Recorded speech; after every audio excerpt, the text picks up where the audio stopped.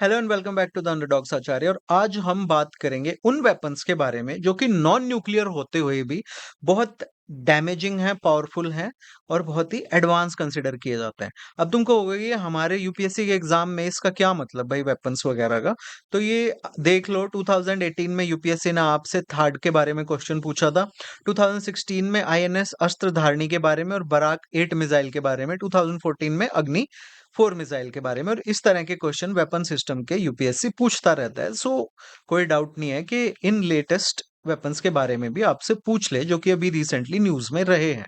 तो चलो शुरू करते हैं। तो before we move forward, here is a little something about मी।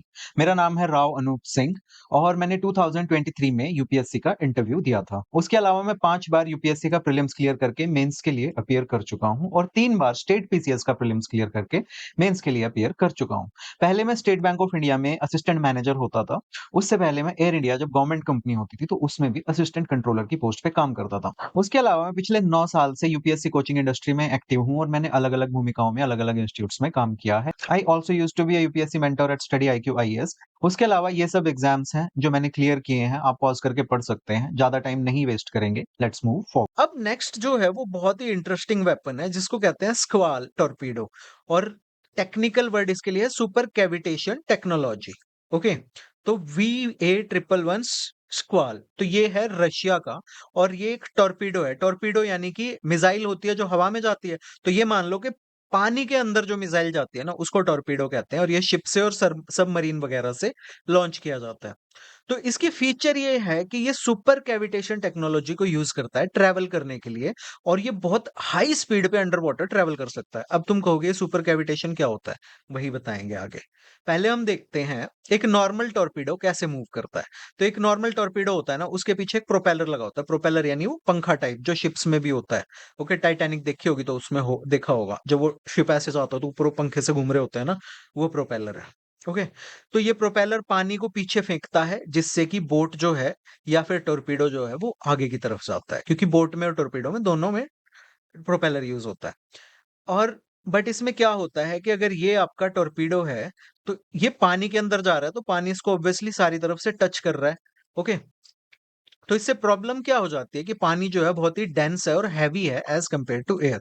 तो बहुत ज़्यादा, बहुत तगड़ा ड्रैग और रेजिस्टेंस क्रिएट होता है जब ये पानी में ट्रैवल करता है। तो इसकी वजह से जो नॉर्मल टॉर्पीडो होते हैं ना, वो स्लो होते हैं क्योंकि फ्रिक्शन बहुत ज़्यादा होता है जब वो पानी के अंदर ट्रैवल करता है।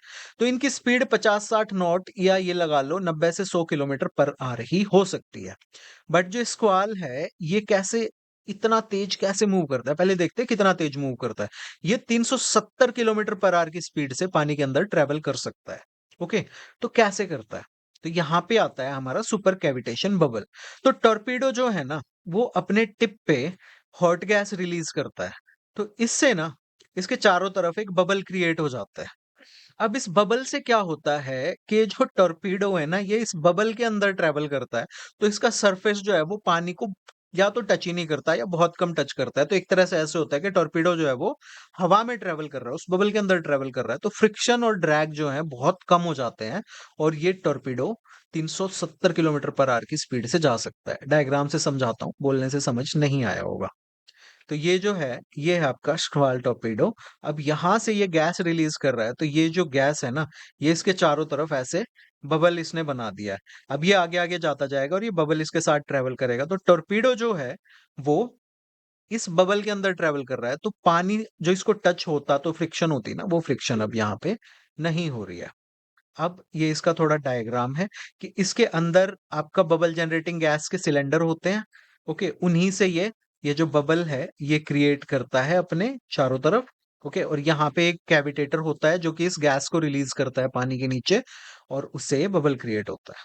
ओके, और इसके अंदर जेट इंजन लगा होता है, प्रोपेलर नहीं। अब थोड़ी टेक्निकल टर्म्स, कैविटेशन क्या होता है? जब पानी में प्रेशर ड्रॉप होता है तो छोटे छोटे वेपर बबल्स बनते हैं। यानी कि नॉर्मल अगर कोई बोट है जो पानी में जब चल रही है, तो जब उसका प्रोपेलर बहुत फास्ट चलता है, तो हम देखते हैं कि कई बार वहां पे टाइनी बबल्स बन जाते हैं, तो उसको कैविटेशन कहते हैं। और सुपर कैविटेशन होता है कि बहुत सारे छोटे छोटे बबल्स बनने की जगह एक बड़ा बबल बना दिया जाए पूरे टॉर्पीडो के चारों तरफ, और टॉर्पीडो जो है वो इस बबल के अंदर राइड करता है, और ऐसे लगता है जैसे कि ये हवा में ट्रेवल कर रहा है, ना कि पानी में, जिससे इसका फ्रिक्शन कम होता है। नॉर्मल टॉर्पीडोज जो होते हैं वो स्लो चलते हैं और आराम से कंट्रोल किए जा सकते हैं, इधर मुड़ो बेटा इधर मुड़ो। बट ये जो टॉर्पीडो है ये बहुत फास्ट चलता है और इसको गाइड करना मुश्किल होता है। तो यहाँ पे ये कंपैरिजन टेबल दिया है, आप इसमें डाउनलोड करो तो पढ़ लेना। ओके, मैं बता दिया ऑलरेडी सारा यहाँ पे। और इसके प्रीलिम्स के क्वेश्चंस मैंने यहाँ पे आपको दिए हैं प्रैक्टिस के लिए, father of all bombs etcetera etcetera.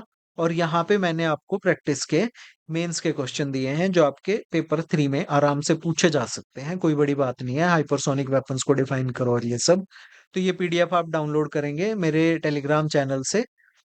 Okay, जिसका क्यूआर कोड ये है, स्कैन करके या तो आप ज्वाइन कर लो, या फिर लिंक जो डिस्क्रिप्शन में है उसको क्लिक कर लो, या ये नाम लिख के द अंडरडॉग्स आचार्य सर्च कर लो। So you are watching the underdogs Acharya. Like करें, शेयर करें, सब्सक्राइब करें, क्योंकि अभी आपका लाइक ही मेरी कमाई है। Thank you for watching, have a great day.